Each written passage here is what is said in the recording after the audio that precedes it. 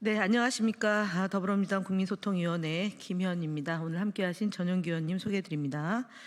3월 26일 수요일 민주파출소 현황 및 대응 브리핑 드리겠습니다. 먼저 크나큰 참사로 희생된 분들의 명복을 빌며 유족들에게도 깊은 위로를 드립니다.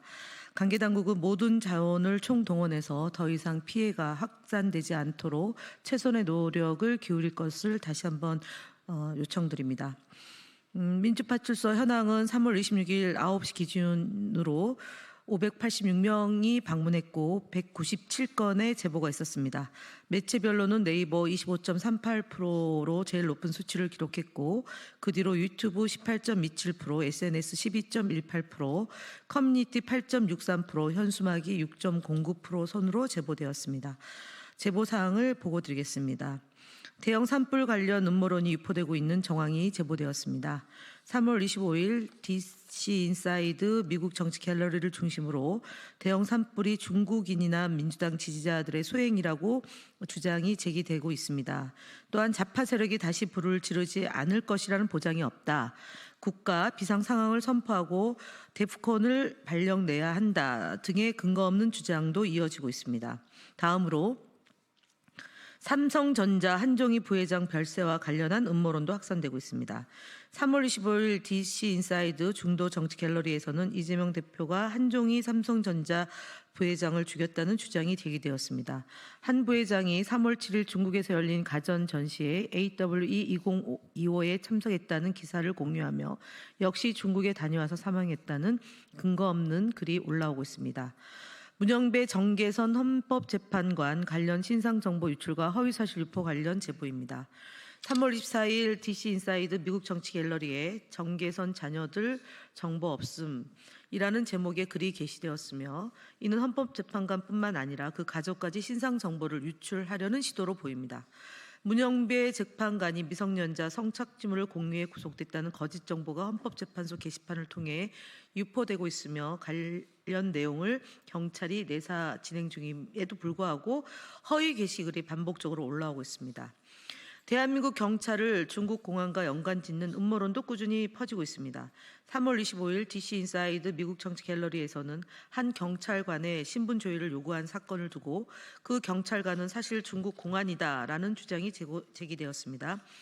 해당 경찰관은 계급이 높지만 얼굴에 주름이 없고 머리숱이 많다는 등의 억지 주장을 근거로 내세우며 대한민국과 중국을 연관 지으려는 시도가 이어지고 있습니다. 전농 트랙터 시위와 관련해서는 경찰로 추정되는 인물과 극우 유튜버 안정건이 작전을 모의하는 영상도 제보되었습니다. 영상에서는 경찰이 우리한테 요구하는 게 뭐냐고 묻자 안정건이 트랙터가 6시까지 못 지나가게만 해주면 이후에는 우리가 막겠다고 답하는 장면이 고스란히 담겨져 있습니다. 이어 경찰은 그러면 우리가 요청하는 것도 도와줘야 한다고 말하며 협력하는 듯한 모습을 보였습니다. 이후 안정건 씨는 경찰 섭외가 끝났다고 발언하며 경찰과 극우 유튜버가 공조했다는 사실을 시인했습니다. 다음으로 주요 현황에 대해서 전용기 의원님께서 말씀하시겠습니다. 네, 주요 대응 현황입니다.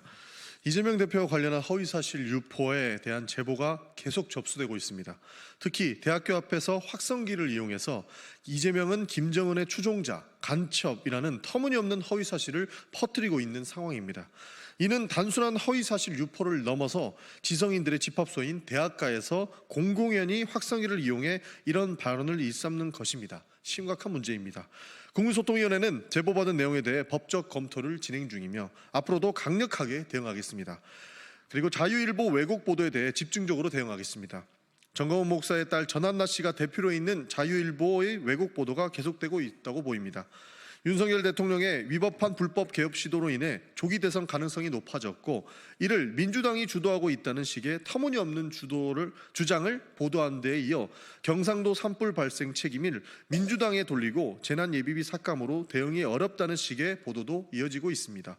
이러한 보도는 모두 사실에 기반하지 않은 무책임한 왜곡이며 일어나지도 않은 일에 대한 책임을 민주당으로 돌리는 악의적인 프레임일 뿐입니다.